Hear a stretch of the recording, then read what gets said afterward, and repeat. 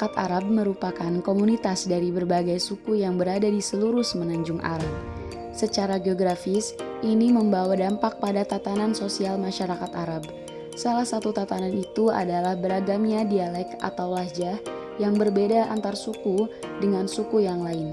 Perbedaan semacam ini sangat wajar kalau kita melihat dari segi geografis dan sosiokultural dari masing-masing suku.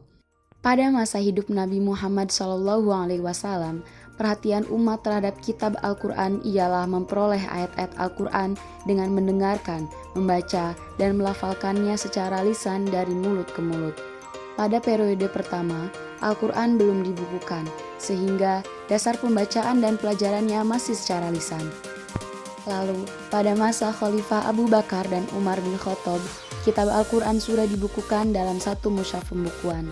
Kemudian, pada masa Khalifah Utsman bin Affan radhiyallahu anhu, mushaf Al-Quran itu disalin dan dibuat banyak serta dikirim ke daerah-daerah Islam yang pada waktu itu sudah menyebar luas guna menjadi pedoman bacaan pembelajaran dan hafalan Al-Quran. Hal itu diupayakan Khalifah Utsman karena pada waktu itu ada perselisihan sesama muslim di daerah Azerbaijan mengenai bacaan Al-Quran.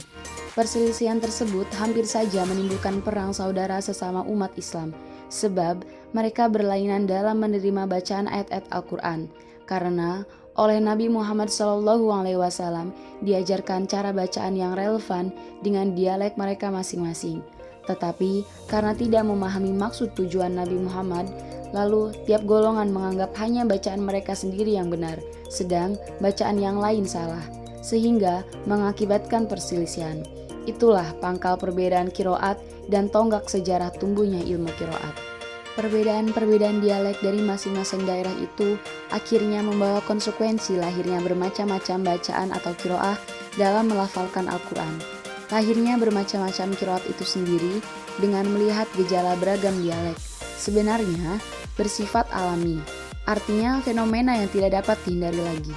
Oleh karena itu, Rasulullah SAW sendiri membenarkan pelafalan Al-Quran dengan berbagai macam qiraat. Begitupun dengan kota Cilegon. Kota dengan sebutan Kota Baja ini juga terdapat qiraat yang terus dikembangkan dan populer hingga masa kini. Banyak ulama yang membawa ilmu qiraat di Cilegon, sementara nama-nama ulama di Cilegon seakan terasa asing di telinga masyarakat. Oleh karena itu, mari kita kenali bersama ulama yang ditulis dan diceritakan oleh Siti Jubaidah dengan judul Peran Kiai Haji Undulusi dalam Pengembangan Ilmu Qiraat di Cilegon. Kiai Haji Undulusi atau yang biasa disapa dengan sebutan Ki Undul oleh masyarakat Cilegon merupakan seorang guru ngaji yang sangat populer pada masanya hingga sekarang. Walaupun beliau sudah wafat, akan tetapi ilmu yang diajarkan oleh beliau masih terasa hingga sekarang dan terus dikembangkan oleh murid-muridnya serta keturunan-keturunannya. Kiai Haji Undulusi lahir di Jombang Wetan, Kecamatan Jombang, Kota Cilegon. Kiai Haji Undulusi memiliki dua istri yaitu Sohanah dan Suriah. Dari istri pertama beliau memiliki 6 anak dan dari istri kedua beliau memiliki 4 orang anak.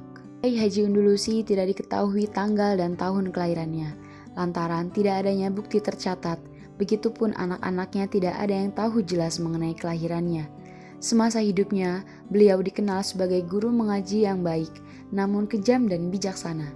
Dalam penyampaiannya kejam, di sini diartikan sebagai wujud ketegasan dan kasih sayang beliau dalam menyampaikan sebuah kebenaran dalam membaca Al-Quran. Meski begitu, banyak sekali muridnya dari berbagai daerah, bahkan luar Pulau Jawa, yang ingin menimba ilmu kepada beliau. Meski dikenal dengan segala kebaikannya, akan tetapi beliau tidak bisa terus-menerus menyampaikan ajaran Rasulullah. Hingga akhirnya beliau tutup usia pada hari Minggu, tanggal 25 Jumadil Awal tahun 1960. Kiai Haji Undulusi dikenal juga sebagai ulama dalam mengembangkan ilmu qiraat di Cilegon. Menurut Az-Zarkashi, qiraat adalah perbedaan cara pengucapan lafaz-lafaz Al-Quran, baik menyangkut huruf-hurufnya atau cara pengucapan huruf-huruf tersebut, seperti takhfif, meringankan, taskil atau memberatkan, dan atau yang lainnya. Beberapa kitab yang digunakan oleh Ki Undul dalam menyampaikan ajaran qiraat di Cilegon. Salah satu kitab yang digunakan paling terkenal ialah Kitab Munalil Huda. Kitab ini sekarang hanya tersisa 2 sebagai peninggalan beliau. Akan tetapi, 2 kitab itu tidak lagi berada pada tangan anak-anaknya. Namun pada masa ini, ada beberapa kitab dan Al-Quran yang masih disimpan hingga sekarang oleh keluarganya dengan baik. Nama Kiai Haji Undulusi cukup dikenal oleh masyarakat Cilegon sendiri, bahkan dijadikan nama jalan yang ada di daerah Ciwedus, kota Cilegon, yang merupakan tempat tinggal Ki Undul sendiri. Namun, meski populer hingga kini, beliau belum pernah ada yang menuliskan tentang perannya dalam pengembangan ilmu qiraat. Maka, semoga dengan tulisan ini bisa lebih mengenalkan Kiai Haji Undulusi dalam pengembangan ilmu qiraat di Cilegon.